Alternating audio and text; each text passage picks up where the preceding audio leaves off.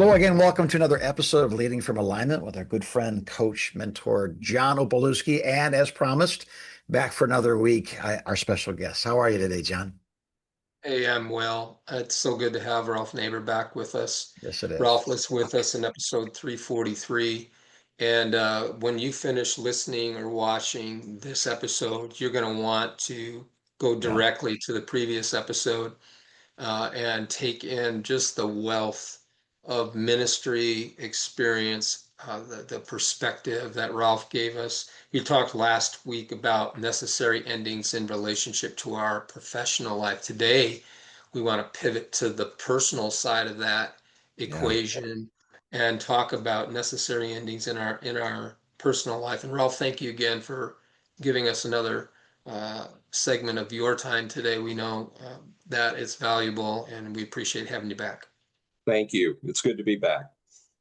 So Ralph, let's just dive right in. Yeah.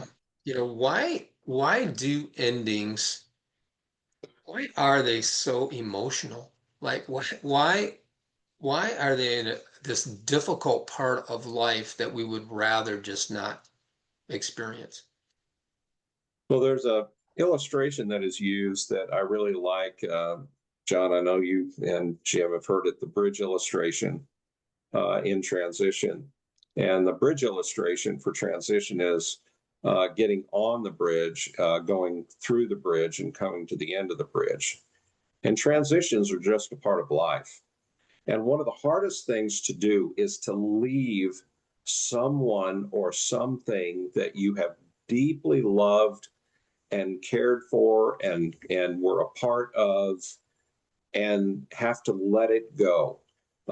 I'm 73, so I have had to, in the last 10 years, leave pastoring a church that I started, that I had pastored for over 30 years, then Wow. leaving a significant ministry that I love deeply, and then at the same time going to a job and then leaving that. And so I've had a number of transitions, and every time you have to make a transition, you have to let something die.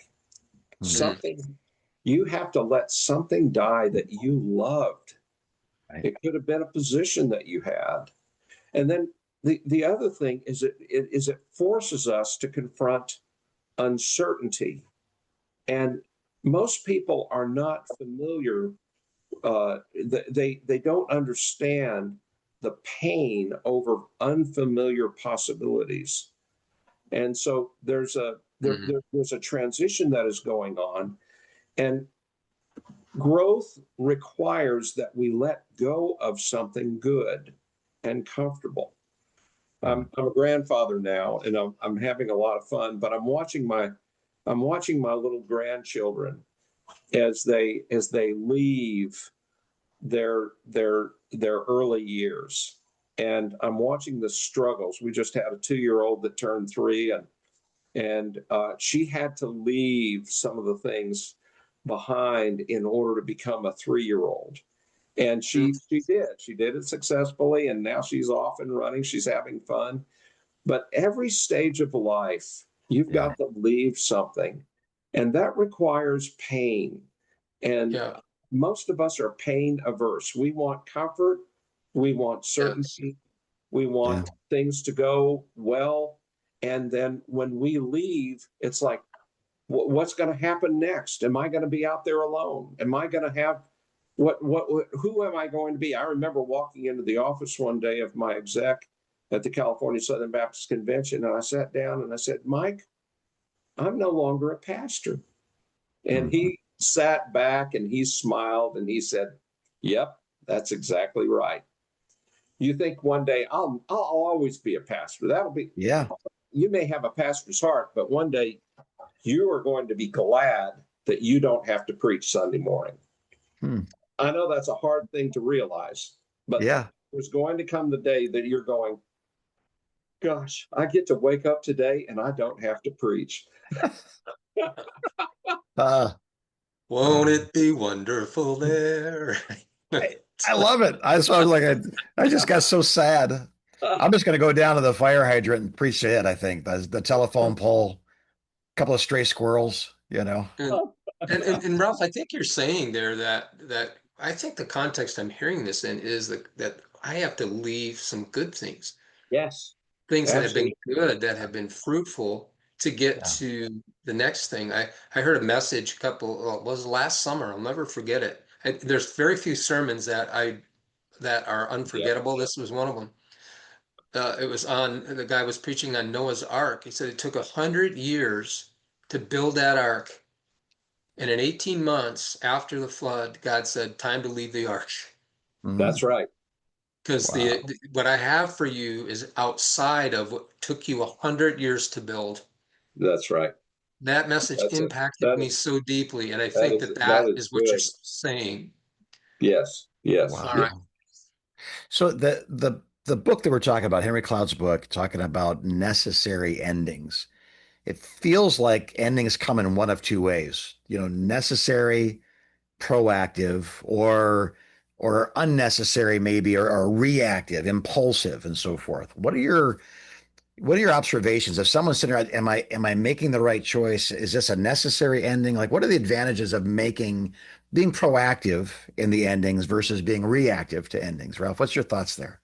Well, the easy answer is this. The question is your change right now rooted in emotion or is it Mm, rooted in reality? okay. Mm, Has there been honest evaluation? Has there been repeated evidence and thoughtful consideration? Impulsive Mhm. endings are driven by frustration, anger, fatigue, or yeah. disappointment in the moment. Okay.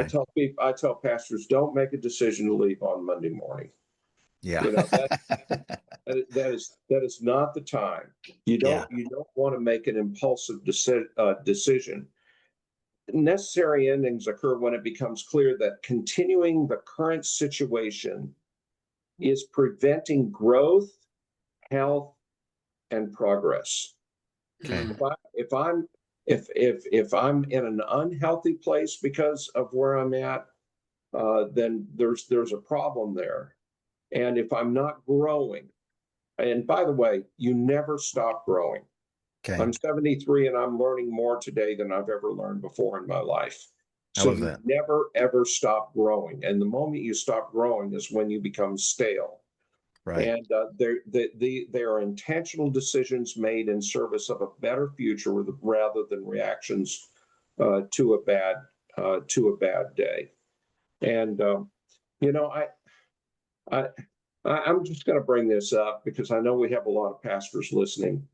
I worked for 6 years with the California Southern Baptist Convention in church revitalization, and I cannot tell you how many pastors died, literally died. That would, the people say, well, I'm going to die in the pulpit. Yeah. Well, they do, and guess what? They leave a mess. Mm, And the saddest thing in the mm, world is to hang on to a job because of the money. right. yeah. If that's the only reason you are hanging on, it's not worth it. Mm, It's Mm, just not worth it. And the God who provided for you when in your prime will provide for you in your aging. And it may be in a different way. But to hang on and watch a church die down to, 15 people, yeah. that's not healthy for you. It's not healthy for them, and it's not healthy for the kingdom. and it's So, not healthy for you, Ralph. I would say it's not healthy for your spouse oh, to absolutely. to She's the one watch that really. that decline That's right. happening. Yep, yep, Mm. yep. So Ralph, in the book, Cloud said something that really caught my attention. He said that hope can sometimes keep people stuck. Yes. And And I mean, faith, hope, and love, right? Those are the big three. But the big but three. but that really caught my attention. Can you Yes, can you yes. unpack that for us? You know, I tell people hope is like oxygen. Without it, you are going to suffocate. But hope that is not rooted in reality is simply a wish. It's not hope, it is a wish. Mm. Okay. And again, this is where Philippians 4:13 comes in. We mentioned it in the previous podcast. I can do all things through Christ who strengthens me. And we think, well, I can do it all. No, you can't. You cannot do it all. That was not meant for you to say, okay, I can just keep slugging it out and white knuckling it another Sunday to see if I can just get through it. Right. Hope that is built into reality is very good. It's very powerful because you can see results. Results are happening because of what's happening, Right. what we're doing. So the hope is because this has been working, this will work. What's dangerous is when it's not working and then we start wishing, not hoping, we're wishing for something that we think God is going to come through on, and He's not going to come through on. Yeah. And so it's disconnected from reality, and that's when it becomes dangerous. Mm. Hope has to have, by the way, hope has to have evidence. Okay. Yeah. I want you to go to Hebrews 12:1. Now, faith is the evidence of things unseen. Now, Mm. I got to be careful because I'm going to start preaching if I don't watch it here. But hope is built into evidence that God gives us. Mm. There's That's good. evidence of what He is doing. And the evidence is that when it's done, you see what God is doing. But Right. Right. there's a foundation of evidence that comes into faith. And we don't have time to unpack that, but Right. I refer back to Hebrews 12:1 all the time on that. I don't know if that makes sense or not. Oh, it does. So good. Yeah. So helpful. I think something that like Hebrews 11 doesn't deal with though, to me, and this is me talking, it's that it's hard. Oh, There's it's very grief. hard. Matter of fact, I don't think I've ever felt more alone as a leader than when I have to prune somebody because Yeah, I can't tell people a lot of why I did it because I'm protecting my friend. I'm protecting my staff member. At the same time, people will have an opinion and I feel hurt by them. There's a grief that maybe is not talked about at a sense of isolation, a sense of, if you're a leader, then you have other leaders around you. If you're the leader in the organization, no one even knows what you do for a living, even though maybe they do. The youth pastor does not know what the senior pastor does for a living because I've been both. I had no yeah. idea, right? So there's a sense of, I would call it a deep grieving sadness. What would you say to somebody like the reason they don't want to do it or the reason they have done it and now they're just going through it? What would you say to a leader that's dealing with the grief of this part of leadership? I forget. I don't know if it was C.S. Lewis or someone who said grief is God's relief valve for the pressures of life. Hmm. And I believe that again, Jim, things they never taught us in seminary. Uh, this is one that I think we need to learn, and that is how does a pastor or a leader grieve? And Yeah. it's important that you learn how to do that. And part of it is taking time to reflect. And Okay. during seasons of grief, I don't care what kind of grief it is, you have to create space to be able to sit alone and to reflect, Yeah. acknowledging and acknowledging the lost honestly. That Okay. this is horrible. This is hard. Yeah. Yeah, this is hard, and just to be able to sit with it, and then this is very important. Talking about it with trusted people. Okay. There's just some people you just can't talk to about grief Yeah. because they go, "Oh, well, you know what? You need to pray more." Well, Yeah. that's one of the worst That's what things. got me into this. Yes, yes, yes. That's one of Yeah. the worst things you can tell somebody. Well, let's pray for it. You need to talk about it with trusted people who will be Yeah. able to empathize with you and Yeah. help to direct you, and allowing that sadness, disappointment, and even anger to Yeah. surface. I Yes. And go go ahead, ahead. Ralph, finish your thought. And I just want to push up on that for a minute. No. I have a coach that I've worked with for years, and he has been one of the best people that has allowed me. I know that I can be very transparent with that coach, and he will Yeah. allow me to do it, Mm, and he won't try to dismiss it. He won't try to right. cover it up. No, you don't feel that way. You're going to be better Right. Get it out. Is there anything and else? Yeah. that's right. That's right. Yeah. So Ralph, you're giving us this little clinic really on handling grief. So important. And I think that the thought that comes to me is I think we're afraid of giving full vent, Yes. raw, Yeah. unfiltered Yes. vent to what we're feeling.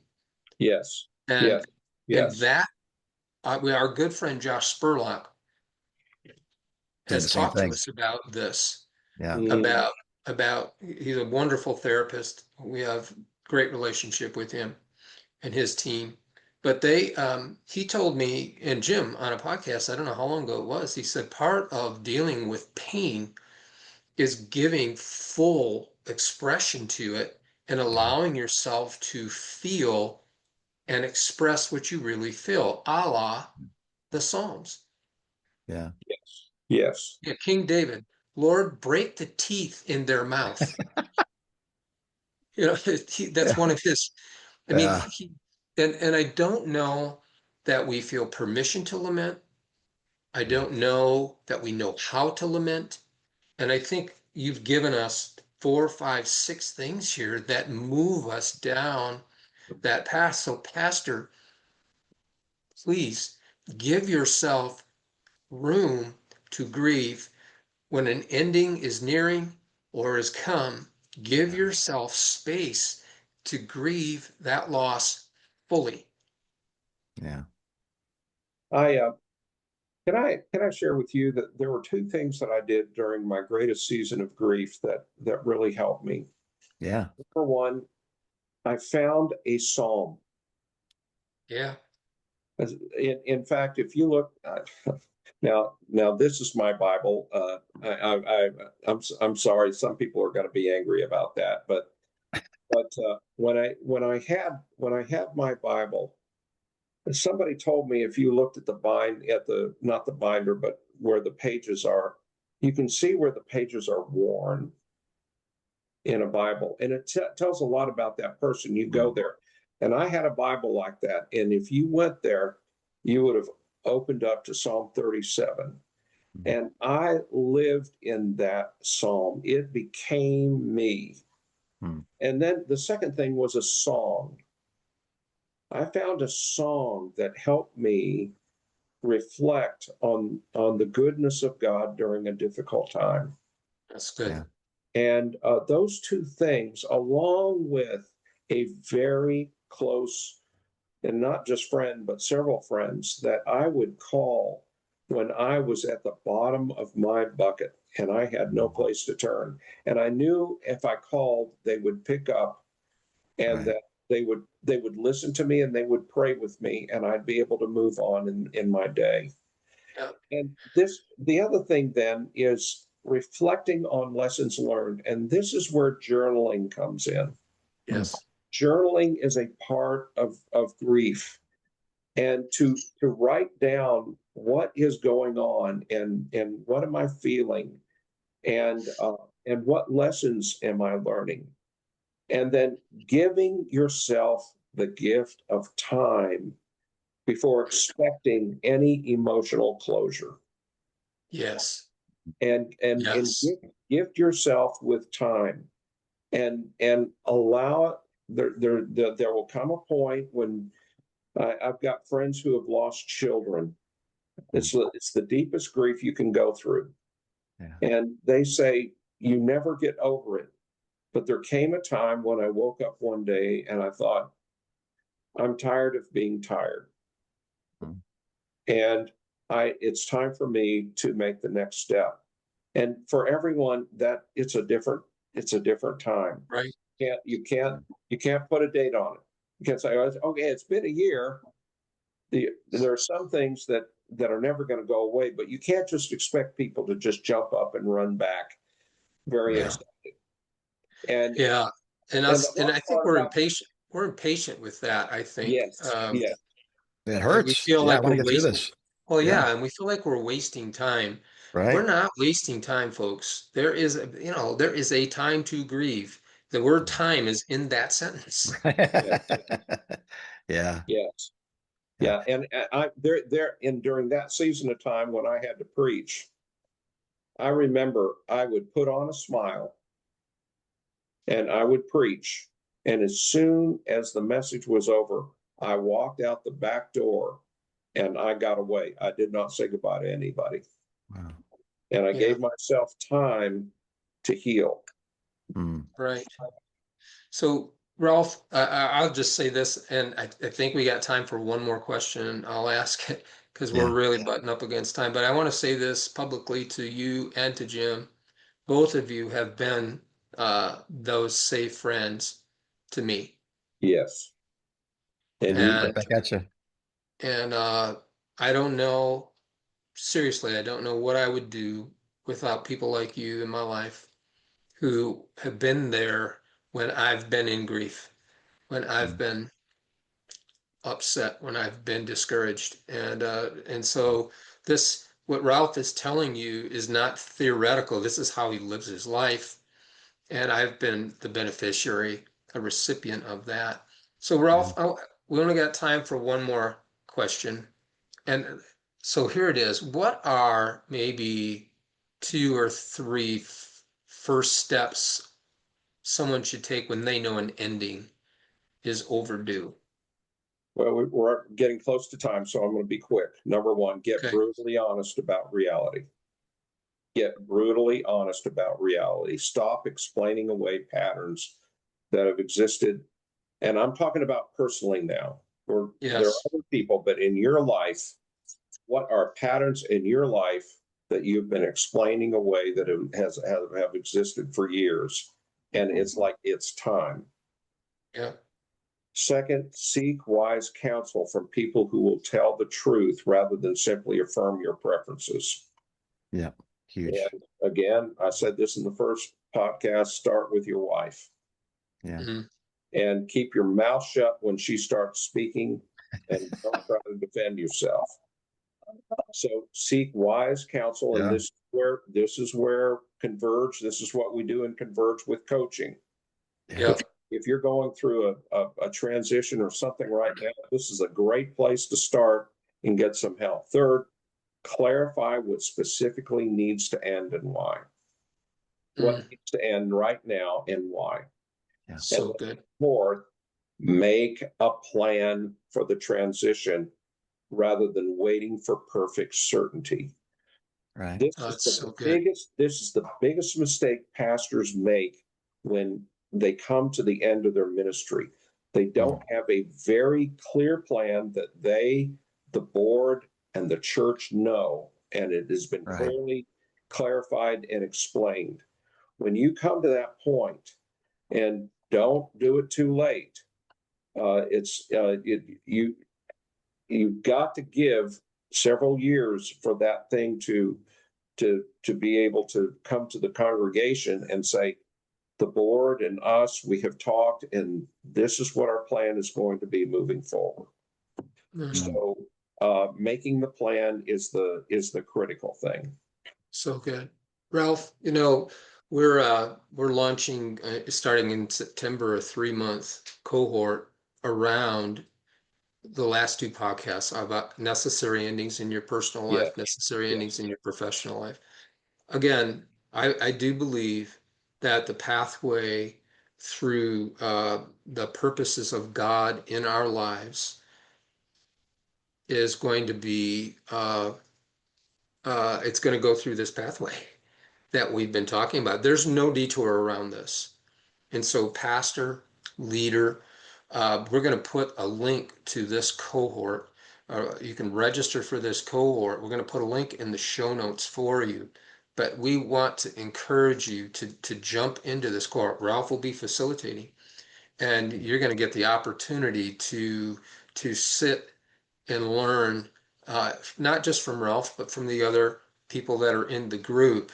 But this is just a little taste of what that cohort experience is going to be for you. So we want you to, and the reason we do it is because we think not only are you going to learn stuff, but you're going to meet some people too. And Amen. maybe Yeah. you'll make a friend or two. And I think we all could use another friend or two. So, Ralph, thank you, thank you, thank you for the last 2 weeks. We love you. We appreciate you. Thanks for sharing wisdom and experience with us, and we appreciate it a ton. Well, listen, I want to thank you and Jim both. Converge has been such a blessing to me in the last 4 years. Thank you very much. This has been very wonderful. Good.